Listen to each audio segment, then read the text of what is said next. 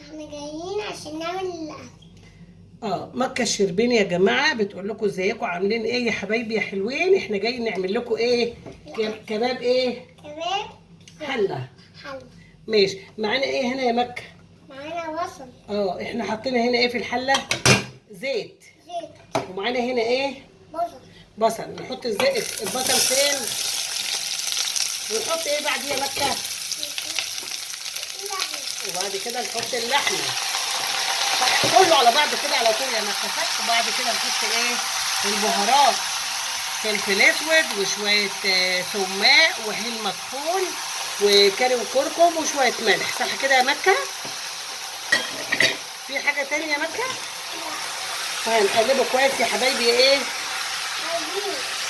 يا حبايب مكة يا حلوين. مكة النهارده بتقول لكم تعالوا عشان هي بتعمل لنا كباب حلة. شايفين يا بنات؟ بربع كيلو لحمة مكة الشربيني هتعمل احلى كباب حلة بربع كيلو لحمة. وبعد يا بنات ما حطينا البصل على اللحمة طبعا احنا مقطعينها مكعبات صغيرة خالص.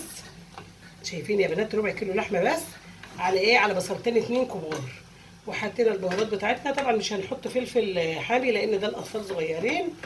وكده هنغطيه ويستوي بعرقه. مش هنحط ميه نهائي.